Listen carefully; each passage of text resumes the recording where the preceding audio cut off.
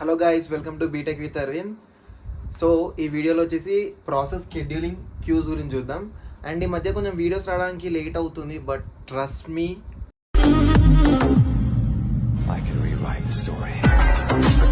So అదనమాట matter. So process scheduling queues అంటే ఏంటి, ఓకేనా? అంటే ఇప్పుడు నార్మల్గా మన సిస్టంలో ఒక ప్రాసెస్ ఉండదు, నెంబర్ ఆఫ్ ప్రాసెస్ ఉంటాయి. ఒక్క ప్రాసెస్ ఎప్పుడు ఎగ్జిక్యూట్ అవ్వాలి, సెకండ్ ఎప్పుడు ఎగ్జిక్యూట్ అవ్వాలి, 49th 50 అంటే నెంబర్ ఆఫ్ ప్రాసెస్ ఉంటాయి. ఇవన్నీ ఏ ఆర్డర్లో ఎగ్జిక్యూట్ అవ్వాలి, ఓకేనా? ఏ ఆర్డర్లో ఎగ్జిక్యూట్ అవ్వాలని చెప్పేదే ప్రాసెస్ షెడ్యూలింగ్ క్యూస్.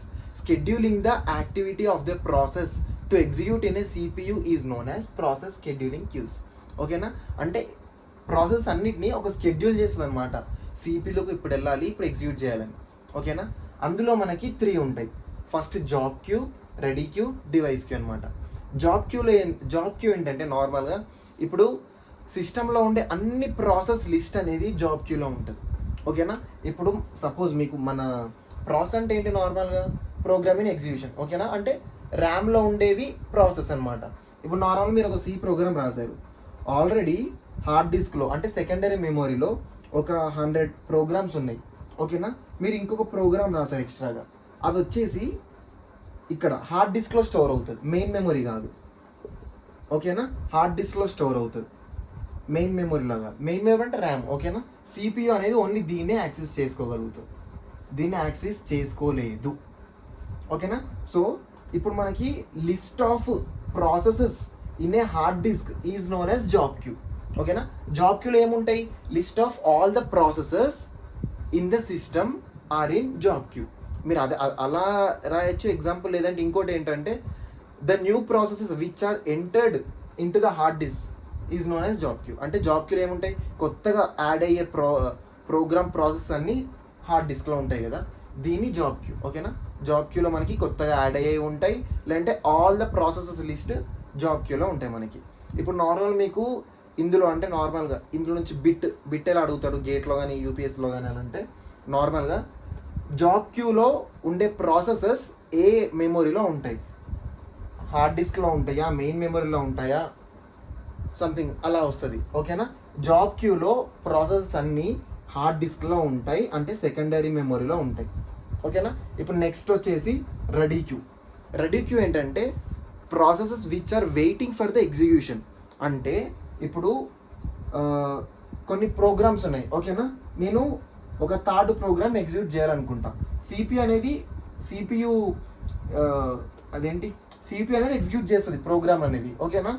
కాబట్టి CPU దీన్ని యాక్సెస్ చేసుకోలేదు, ఖచ్చితంగా మెయిన్ మెమరీకి వెళ్ళాల్సిందే. కాబట్టి ప్రోగ్రామ్ అనేది ఇక్కడికి వెళ్తుందా, ఇక్కడికి వెళ్ళి ఇక్కడ స్టోర్ అవుతుంది కదా. ఈ స్టోర్ అయిన లిస్ట్ మొత్తం అంటే list of processor that are waiting for execution are in ready queue. Ready క్యూలో ఏముంటాయి, process which are waiting for execution, ఓకేనా?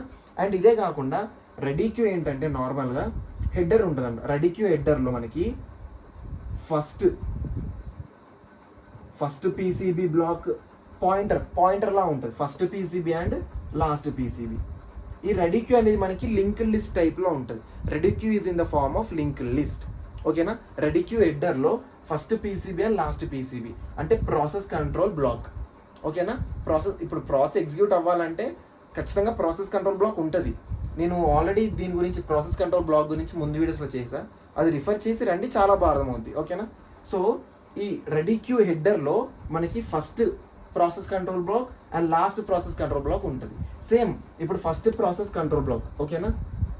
ఫస్ట్ ప్రాసెస్ కంట్రోల్ బ్లాక్ అనేది మళ్ళీ ఫస్ట్ ప్రాసెస్ కంట్రోల్ బ్లాక్ అనేది సెకండ్ ప్రాసెస్ కంట్రోల్ బ్లాక్కి connect అయి ఉంటుంది. ఎలా, త్రూ పాయింటర్స్, ఓకేనా?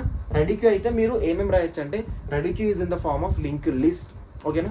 Ready queue header contains first process control block pointer and last process control block pointer, ఓకేనా? Every process control block will connect to the next process control block through pointers, ఓకేనా? ఇది ready queue గురించి. And ready queue అంటే ఏంటి, నార్మల్గా processes which are waiting for execution, ఓకేనా? దీని నుంచి బిట్ ఏం రావచ్చు మీకు, ఇప్పుడు నార్మల్గా రెడీ క్యూలో ప్రాసెసెస్ అనేవి ఏ మెమొరీలో స్టోర్ అయి ఉంటాయి, మెయిన్ మెమరీలో స్టోర్ అయి ఉంటాయి. జాబ్ దాంట్లో ఏమో hard disk secondary, main memory ఏమో రెడీ క్యూ, ఓకేనా? ఇప్పుడు డివైస్ క్యూ అంటే ఏంటంటే నార్మల్గా ఇప్పుడు నార్మల్గా మీరు ఏదైనా ప్రింట్ చేస్తున్నారు ప్రాసెస్, ఏదైనా సి ప్రోగ్రామ్ ఉంది విచ్ ప్రింట్స్, అంటే ఒక ప్రింట్అవుట్ తీస్తుంది నాకు, which are using IO devices, input output devices వాడుతాం కదా, ఓకేనా, ప్రింట్ చేసుకోవడానికి. So device queue contains all the list of processes which are using IO devices. అంటే ఐఓ డివైజెస్ సిపియు కానీ ఇంకేమన్నా ఇట్లా వాడుతున్న ప్రాసెస్ ఉంటాయా, వెయిట్ చేస్తాయి కదా ఐఓ డివైజెస్ కోసం, ఆ లిస్ట్ మొత్తం, ఆ ప్రాసెస్ యొక్క లిస్ట్ మొత్తం డివైస్ క్యూలో ఉంటుంది, ఓకేనా. ఇది ప్రాసెస్ షెడ్యూలింగ్ కీస్. ఇవి మనకి 3 ఉంటాయి. అవి 3 types of process scheduling queues, ఓకేనా. ఇప్పుడు నార్మల్గా రిప్రజెంటేషన్ ఆఫ్ షెడ్యూలింగ్ క్యూస్, ఓకేనా. సో ఫస్ట్ థింగ్ వచ్చేసి రెడీ క్యూ అనమాట, ఓకేనా. రెడీ క్యూ ఎందుకు, రెడీ క్యూలో మనకి ఏముంటాయి, list of all the processes which are waiting for execution, ఓకేనా. ఏవైతే ఎగ్జిక్యూట్ అవ్వడానికి వెయిట్ చేస్తున్నాయో మెయిన్ మెమొరీలో అవి రెడీ క్యూలో ఉంటాయి. సో మనం అందుకే ఈ క్యూ ఇక్కడ తీసుకున్నాం, ఓకేనా. క్యూలో ఉండే ప్రతి ఒక్క ప్రాసెస్ అనేది సిపితో ఎగ్జిక్యూట్ అవ్వాలి, ఓకేనా. అందుకే ప్రతి ఒక్క ప్రాసెస్ అనేది సిపియుకి వెళ్తుంది. రెడీ క్యూలో ఉండే ప్రతి ఒక్క ప్రాసెస్ సిపియుకి వెళ్తుంది, ఓకేనా. మళ్ళీ ఇందులో మనకి 4 షెడ్యూల్స్ ఉంటాయి. అంటే ఇప్పుడు నార్మల్గా ఏదన్నా ఒక ప్రాసెస్ ఐఓ రిక్వెస్ట్ వచ్చింది, అంటే ఇప్పుడు ప్రింట్ చేయాలనుకుంటే ప్రింటర్ కావాలి కదా, ఐఓ రిక్వెస్ట్ వచ్చింది. ఐఓ రిక్వెస్ట్ వచ్చాక ఏంటి, ఐఓ క్యూలో అంటే డివైస్ క్యూలో స్టోర్ అవుతుంది ఆ ప్రాసెస్ అనేది. ఇప్పుడు P1 ఉంది, ఎగ్జిక్యూట్ అవుతుంది సిపియుకి, ఓకేనా. P1కి ఒక ఐఓ డివైస్ కావాల్సి వచ్చింది, ప్రింటర్ కావాల్సి వచ్చింది. సో ఐఓ రిక్వెస్ట్ అనేది ఇన్వోక్ అవుద్ది, ఇన్వోక్ అయిపోయి ఐఓ క్యూలో P1 అనేది యాడ్ అయిపోద్ది, ఓకేనా. ఇది ఐఓ క్యూ, P1 అనేది అంటే ప్రాసెస్ 1 అనేది యాడ్ అయిపోద్ది. సో మళ్ళీ ఆఫ్టర్ అంటే ప్రింటర్ యూజ్ చేసుకోగానే ఏంటి అయిపోయింది, ఇంకా ఐఓ డివైస్ ఫినిష్ అయిపోయింది. సో మళ్ళీ అప్పుడు టర్మినేట్ అయిపోద్ది, ఇంకా మళ్ళీ రెడీ క్యూకి వెళ్ళి సిపికి వెళ్ళి టర్మినేట్ అయిపోద్ది, ఓకేనా. ఇది IO request, IO queue, IO గురించి, ఓకేనా. లేదు ఇంకో ప్రాసెసెస్ అంటే ఇంకో P2 ప్రాసెస్ తీసుకున్నా, ఓకేనా. ఇంకో P2 ప్రాసెస్ తీసుకున్నా. ఇది టైమ్ స్లైస్డ్ ఎక్స్పైర్డ్. అంటే ఇప్పుడు నార్మల్గా ఏంటంటే టైమ్ స్లైస్డ్ ఎక్స్పైర్డ్ అంటే మనకి రౌండ్ రాబిన్ ఆల్గరిథం ఉంటుంది. అంటే ఇప్పుడు సపోజ్ మీ యొక్క ప్రాసెస్ అనేది 15 మిల్లీ సెకండ్స్లో ఎగ్జిక్యూట్ అవుద్ది, ఓకేనా. టైమ్ స్లైస్డ్ ఎక్స్పైర్డ్లో ప్రాసెస్ ఎట్లా ఉంటాయంటే ఒక సపరేట్ అంటే సిపి అనేది సపరేట్ స్పెసిఫిక్ టైం వరకే ఎగ్జిక్యూట్ చేస్తుంది ప్రాసెస్ని, ఓకేనా. ఇప్పుడు టైం అంటే ఇక్కడ time quantum for example 5 milli seconds అనుకుందాం, ఓకేనా. 5 మిల్లీ సెకండ్స్ అంటే సిపి అనేది ఒక ప్రాసెస్ని 5 మిల్లీ సెకండ్స్కే ఎగ్జిక్యూట్ చేస్తుంది, ఓకేనా. ప్రాసెస్ అనేది P2 ప్రాసెస్ అనేది 15 మిల్లీ సెకండ్స్ ఉంది, ఫస్ట్ సిపి దగ్గరికి వెళ్తుంది, ఓకేనా. ఇందులో మళ్ళీ టైం స్లైస్డ్ కదా, అంటే ఓన్లీ 5 మిల్లీ సెకండ్స్ ఎగ్జిక్యూట్ అవుతుంది, 15లో 5 ఎగ్జిక్యూట్ అవుతుంది. మిగతా 10 మిల్లీ సెకండ్స్ ప్రాసెస్ అనేది మనకి రెడీ క్యూకి వెళ్ళిపోద్ది, ఓకేనా. మళ్ళీ సిపియుకి వస్తుంది, మళ్ళీ 5 మిల్లీ సెకండ్స్, మళ్ళీ రెడీ క్యూ, మళ్ళీ సిపియు, ఇలా, ఓకేనా. ఇప్పుడు నెక్స్ట్ వచ్చేసి ఫార్ కిచెన్. అంటే ఇప్పుడు నార్మల్ మీరు ఒక సి ప్రోగ్రామ్ రాశారు, ఫర్ లూప్ ఉంది, ప్యాటర్న్ ప్రింట్ చేస్తారుగా, ఫర్ లూప్లో ఫర్ ఉంది. అంటే ఇప్పుడు నార్మల్గా ఇది అవుటర్ ఫర్ లూప్, ఇది ఇన్నర్ ఫర్ లూప్. ఈ అవుటర్ ఫర్ లూప్ ప్రతి ఒక్క రిపీటేషన్కి ఫస్ట్ i=1 అంటే ఈ ఇన్నర్ ఫర్ లూప్ i=1 మొత్తం ఎగ్జిక్యూట్ అయ్యాకే మళ్ళీ అవుటర్ ఫర్ లూప్కి వచ్చింది, ఓకేనా. అంటే చైల్డ్ అనమాట ఈ ఫర్ లూప్లో, దీనికి చైల్డ్ ఇది, ఓకేనా. అంటే ఏదైనా ప్రాసెస్లో ఇంకొక చైల్డ్ ఉంటే, ఇంకో సబ్ ప్రాసెస్ ఉంటే ఆ ప్రాసెస్ అనేది ఫార్క్ ఫంక్షన్తో ఇన్వోక్ అవుద్ది, ఓకేనా. ఫార్క్ అనేది ఫంక్షన్తో ఇన్వోక్ అవుద్ది. అంటే ఒక ప్రాసెస్లో ఒక ప్రాసెస్ ఉంది, సో ఈ ఫార్క్ ఫంక్షన్తో ఈ చైల్డ్ అనేది ఎగ్జిక్యూట్ అవ్వడం స్టార్ట్ అవుద్ది, ఓకేనా. ఎగ్జిక్యూట్ అవ్వడం స్టార్ట్ అంటే ఫస్ట్ చైల్డ్ ప్రాసెస్ అనేది ఎగ్జిక్యూట్ అవుద్ది.